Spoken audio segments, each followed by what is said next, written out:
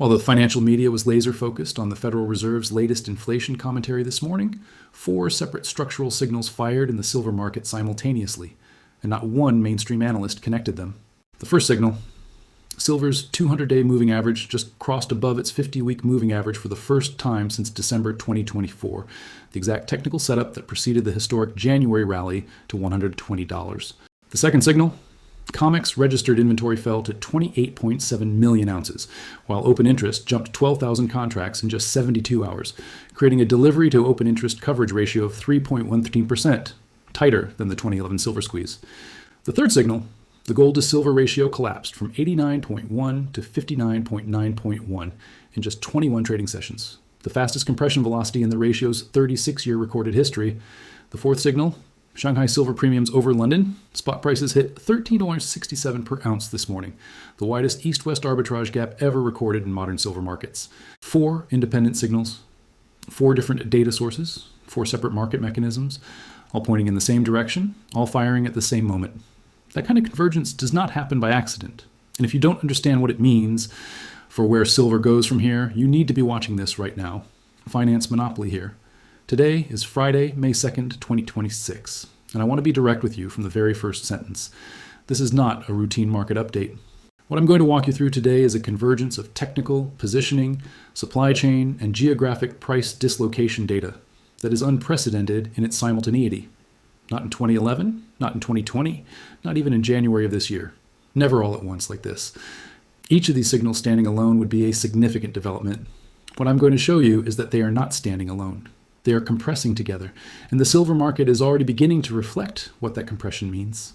Before this video is over, you're going to understand something the vast majority of investors haven't connected yet. There is a specific arbitrage mechanism between Eastern physical markets and Western paper markets that is breaking down in real time. When that mechanism fully fractures, price discovery for silver will relocate from New York and London to Shanghai and Singapore. And when that happens, the adjustment will not be gradual. If you are holding physical silver today, here's what you need to understand. You are not just participating in a commodity rally. You are positioned at the intersection of 4 independently confirmed structural signals firing simultaneously.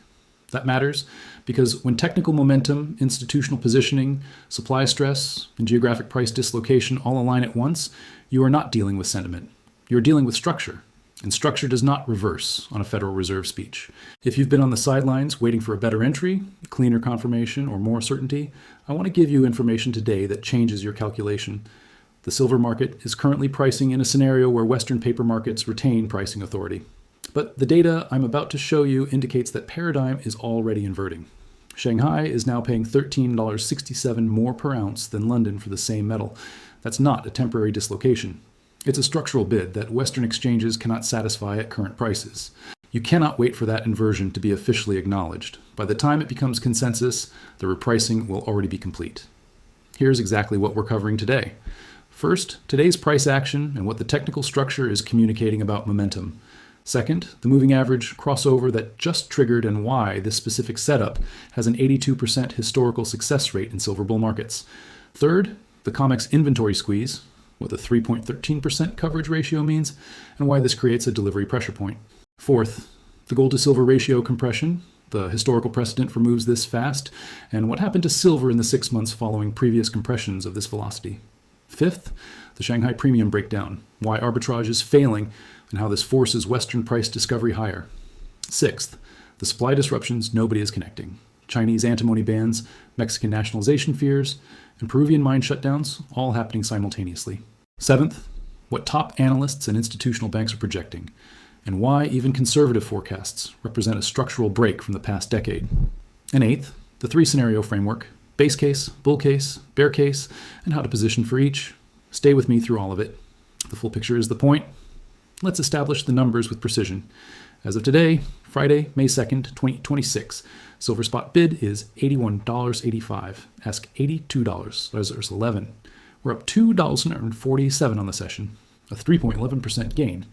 Intraday high reached $82.93. Intraday low was $79.12. That's a $3.81 intraday range. Context matters here. A $3.81 range on an $81 handle represents 4.7% intraday volatility. The S&P 500's average intraday volatility over the past 30 days has been 0.8%. Silver is trading with nearly 6 times the volatility of the broad equity market. That is not normal behavior for a commodity in stable equilibrium. That's a market under acute structural stress attempting to find its true clearing price in real time. Gold is at $4,112.40, up 47.20, a 0.97% gain. Both metals moving with urgency in the same direction on the same day. But here's what makes today technically significant beyond the absolute numbers. Silver opened near $79.20, pushed through $80, accelerated through $81, tested $82.93, and when it pulled back, didn't fall below $81, the level that silver broke through on the way up is now holding as support on the way down. That is textbook continuation behavior. When resistance becomes support, it signals the market structure has shifted. Buyers are defending the breakout level.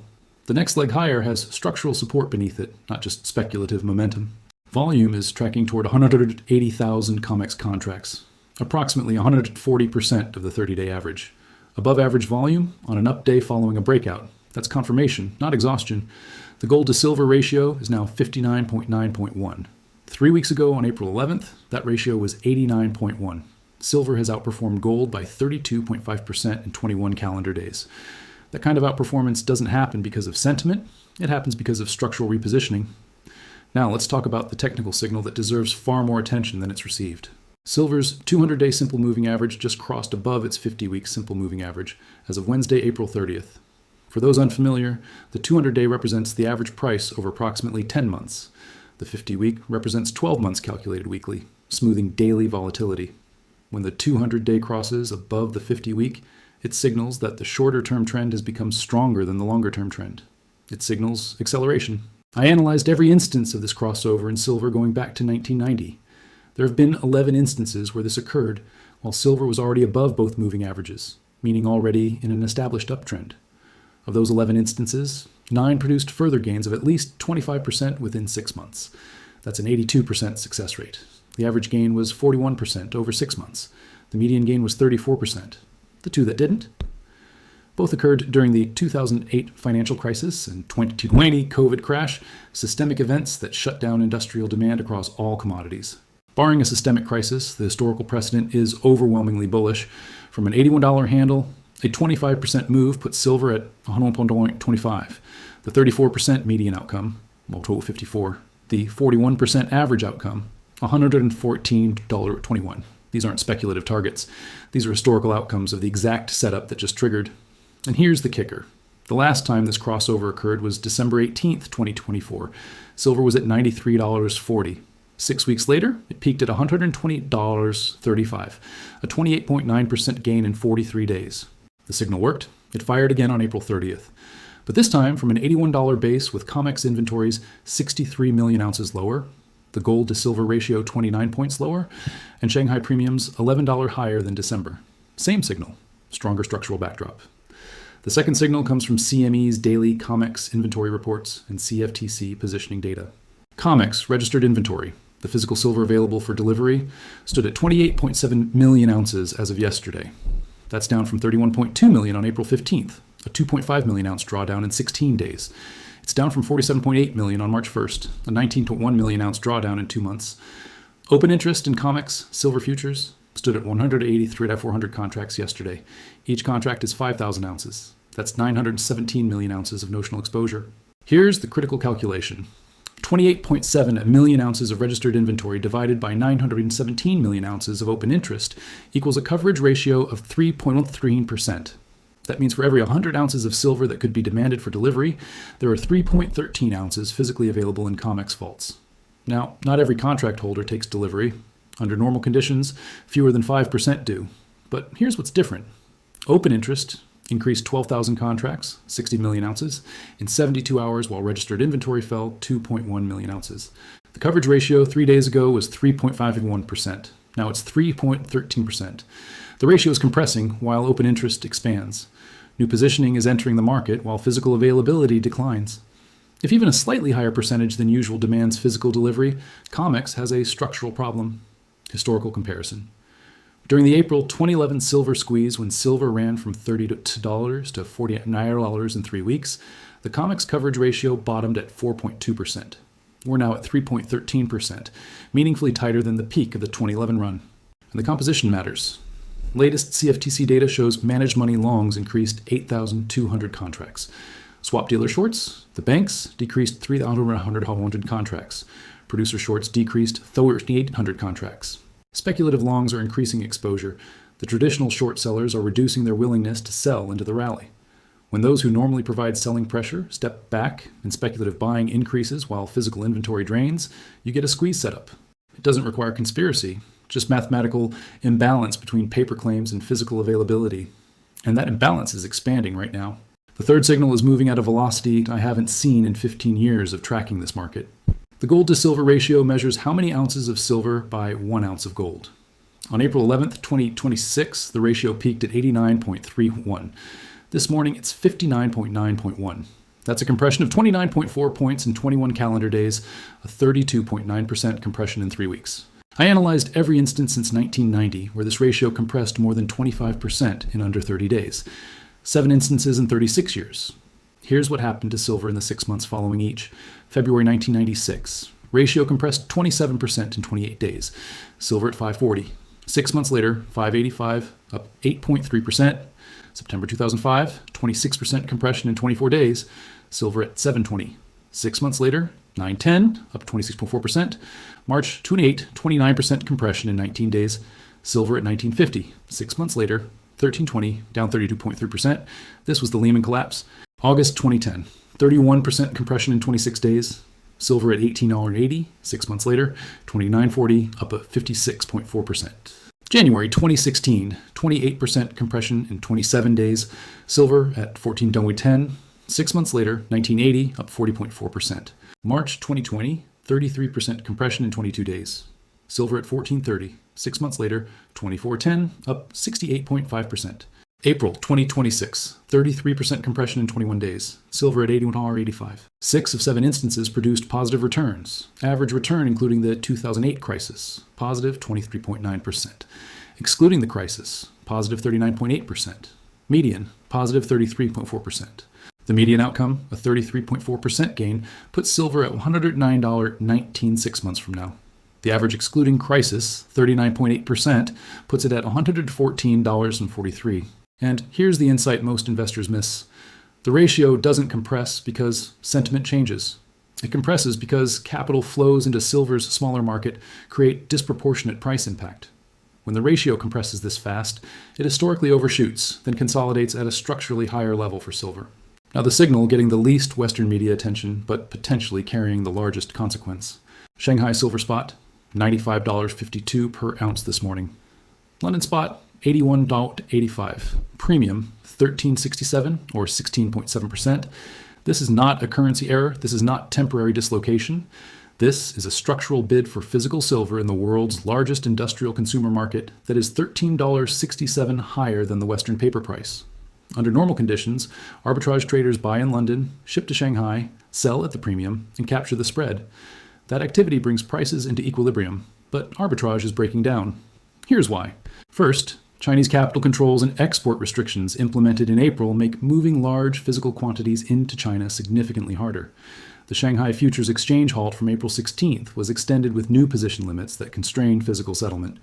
Second, Western vault operators are reluctant to ship metal east when they're uncertain about restocking at comparable prices. If you ship 1 million ounces to capture arbitrage, you only do it if confident you can replace it profitably. In a tightening market, that confidence is evaporating. Third, shipping costs and insurance through Middle Eastern routes have tripled since March, adding $2 to $3 per ounce, narrowing profitable arbitrage spreads. Result, the mechanism that normally aligns east-west prices is failing. And when arbitrage breaks, the market with stronger physical demand sets the price. Shanghai is setting the price. Shanghai says silver is worth $95.52. Western paper says $81.85. That $13.67 gap isn't sustainable. Either Western prices rise to close it, or the global market fractures into two pricing regimes. History says the former. During 2011, Shanghai premiums peaked at $9 before Western prices rose sharply. We're already $4.67 above that peak, and Western prices haven't responded proportionally yet. When they do, it'll be rapid. Because arbitrage is an information signal, it tells you where the real bid is. Right now, the real bid for physical silver is $13.67 higher than COMEX settlement says it should be. Now, the fundamental supply story, almost nobody is connecting. 3 separate supply disruptions in 3 countries affecting 3 components of silver production, all happening simultaneously. April 1st, China banned antimony exports through December 2026. Approximately 28% of global silver comes as byproduct of lead-zinc mining. Antimony is found in the same ore bodies. The economics of polymetallic mines depend on selling lead, zinc, and antimony. If antimony can't be exported and prices collapse, lead-zinc mining profitability deteriorates. Production slows, byproduct silver disappears. Disruption 2, Mexican nationalization concerns. March 28th, Mexico's president proposed renegotiating mining concessions to increase state ownership in strategic minerals. Silver is explicitly named. Mexico produces 23% of global supply. The proposal hasn't become law, but uncertainty alone freezes investment. In mining, frozen investment today means constrained supply 3 to 5 years from now. April 12th, Peru suspended 3 major polymetallic mines for water contamination, representing 4.7% of Peru's silver production. Peru is the world's 2nd largest producer. Suspensions are temporary, but measured in months, not weeks, with political pressure for stricter enforcement across the sector. Each disruption alone represents 2 to 4% supply impact. But they're not alone. They're compounding. The Silver Institute projected a 46.3 million ounce deficit for 2026 before these disruptions. If each reduces supply by just 3% on average, that adds 30 million ounces to the deficit, widening it from 46.3 to 76.3 million, a 65% increase. The market hasn't priced this in yet because it doesn't think in compounding terms. It prices what's announced, confirmed visible in current data. The impact of frozen capital and regulatory uncertainty on supply 3 years out isn't in spot prices yet, but it will be. Let me give you what credible analysts and institutional desks are publishing. David Morgan, 40 plus years in precious metals, expects $130 to $150 by end of 2026, based on supply deficits and institutional inflows just beginning. Keith Neumeyer, CEO of First Majestic Silver, stated on their Q1 earnings call that $200 silver is not just possible, but probable within this cycle. He's not an analyst. He's a mine operator who sees supply in real time and knows what it costs to produce. Lynn Alden, macro strategist with one of the most rigorous research frameworks, published April analysis, concluding silver represents one of the highest risk-adjusted opportunities in current macro environment, with potential to $150, $180 if inflation stays elevated and industrial demand continues. Institutional forecasts published in the past 60 days. These aren't fringe analysts. These are global bank commodity desks with compliance oversight publishing $110, $140 targets. Every institutional forecast has silver above $100 within 12 months. Most conservative represents 27% gain from 85ers. Most aggressive represents 71% gain. And unfully incorporated Shanghai premiums, COMEX squeeze, or compounding supply disruptions that emerge primarily in April and early May after these reports published. Silver consolidates $78, $80 for 3 to 4 weeks. The moving average crossover holds. COMEX coverage tightens toward 2.5%. Shanghai premium stays above $10. By late June, silver breaks $90, climbs toward $100 resistance. Reaches $98 or $105 by end of July, consolidates through August. September, institutional capital flows into silver ETFs as managers recognize outperformance, pushes above $110 by October. Year-end 2026, $115, $130 range.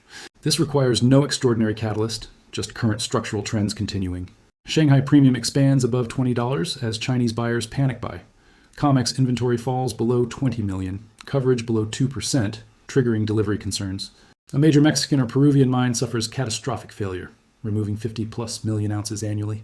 Fed pivots to aggressive cuts, real yields go negative, sparking commodity rally. In this scenario, silver doesn't consolidate, breaks through $90, accelerates through $100, reaches $120, $135 by end of Q3. January high of $120.35 tested and broken by September. Year-end, $150, $180. Not most likely, but structurally possible, given physical tightness. Comprehensive Middle East peace, oil below $60, deflation concerns. Fed holds higher for longer, industrial demand revised down on recession fears. Shanghai implements stricter controls, premium collapses to $3-5. COMEX inventories stabilize as scrap supply ramps. Silver retraces to 68.74, consolidates 8 to 12 weeks. But even here, the structural deficit doesn't disappear. Mine production needs to increase 62 million ounces annually to eliminate it. That requires 3 out of 5 years of capital investment. Even in bear case, the floor is structurally higher than 12 months ago. When consolidation completes, next leg resumes from higher base with tighter fundamentals. The trajectory doesn't reverse, it pauses. Clear-eyed view of what can go wrong. A rapid dollar rally from global flight to safety, European banking crisis, or Chinese hard landing could pressure dollar-denominated silver despite tight physical fundamentals. Exchange interventions are possible. Shanghai's April halt proves regulators can restrict trading, limit deliveries, impose position limits when stress becomes acute. COMEX could do the same. Severe prolonged recession collapsing industrial production, solar installations, EV manufacturing would materially reduce silver's industrial demand, approximately 50% of consumption. A 15-20% demand drop would partially offset the deficit. Government strategic reserve sales, if any exist and are disclosed, could temporarily flood supply. These risks are real, not dismissible. Anyone saying silver only goes up is lying or doesn't understand markets. But each risk fights against supply-demand reality that's chemical, geological, mathematical. The deficit doesn't respond to Fed speeches. Byproduct nature of 70% of production means supply can't rapidly increase even if prices double because silver supply depends on base metal economics, not silver prices alone. Shanghai premium isn't sentiment. It's a bid for physical that Western markets can't satisfy at current prices. That doesn't evaporate because the Fed changes guidance. Risk is real, but structure built on unchangeable supply-demand fundamentals is more powerful. If you're holding physical silver, you're at the intersection of 4 confirmed signals. 200-day, 50-week crossover with 82% success rate, COMEX coverage at 3.13%, gold to silver ratio compression at fastest velocity in 36 years, Shanghai premium at 1367. The question isn't whether to hold, it's how you manage volatility on the path to significantly higher prices. A 5 to 10% pullback is noise when institutional consensus has silver above $110, and independent analysts point to $130 or $180. Don't mistake noise for signal. Don't let a $6 pullback from $82 to $76 shake you out of a position with structural support for $115. If you're considering entry after waiting for confirmation, the moving average crossover 3 days ago was technical confirmation. COMEX inventory is fundamental confirmation. Shanghai premium is price discovery confirmation. Technical, fundamental, and geographic confirmation converging simultaneously. That doesn't guarantee straight up. It means probability distribution heavily skewed toward higher prices over 6 to 9 months, and risk-reward favors positioning now versus waiting for certainty. Certainty is expensive. It arrives when silver hits $110, and every outlet runs rally stories. At that point, the easy 30% is gone. You pay for certainty with foregone returns. If you're looking at mining equities for leverage, understand miners operate leverage to silver price. A company with $18 all-in sustaining cost generates $64 margin at $82 silver. At $115, that's $97 margin, 52% increase on 40% price increase. Margin expansion flows to free cash flow, dividends, buybacks, valuations. Miners currently price silver at $70 to $75 based on valuations. They haven't caught up to $82, much less $115 forward. The disconnect between spot and miner valuations is one of the clearest asymmetric opportunities in current markets. But do your research. Understand balance sheets, costs, reserve life, jurisdiction. Focus on low-cost production, growing output, strong management. Here's what I want you to remember. 4 independent structural signals fired in silver this week. The 200-day crossed the 50-week, a setup with 82% success rate and 41% average 6-month return. COMEX coverage compressed to 3.13%, tighter than the 2011 squeeze. Gold to silver ratio collapsed 33% in 21 days, historically followed by median 33% gains over 6 months. Shanghai premium hit $13.67, the widest arbitrage gap ever recorded. 4 signals, 4 data sources, 4 market mechanisms, all pointing the same direction, all firing simultaneously. While financial media focused on Fed commentary and equity volatility and called it a normal day. The silver price at $81.85 isn't a fully priced market. It's the number paper markets produced before Shanghai arbitrage closes, before COMEX coverage triggers delivery concerns, before supply disruptions in Mexico, Peru, and China compound, before institutional capital shifts toward the outperforming asset. Investors who understand what's happening in May 2026 won't measure returns from $81. They'll measure from where silver was when these 4 signals were being built beneath the surface, when data was available but not connected, when opportunity was visible but not consensus. You're not early in this cycle. Silver already moved from $62 in March to $82 today. But you're early enough.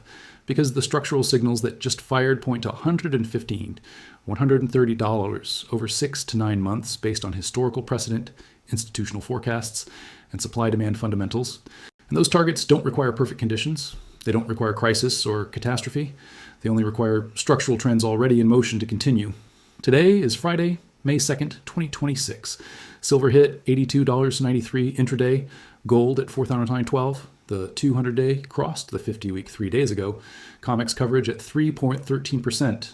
Gold to silver ratio compressed 33% in 3 weeks. Shanghai paying $13.67 more than London. 4 structural signals fired this week. Most investors missed it. Finance monopoly here. If this connected dots for you, hit the like button right now, subscribe if you haven't, and drop a comment. What's your price target for silver by end of 2026? 100, 130, 150, higher? Are you positioned in physical mining equities or both? What's your allocation strategy? I read every comment. I want to know how you're thinking about this setup. Stack with conviction, trade with discipline, understand what you own. This is Finance Monopoly. See you in the next one.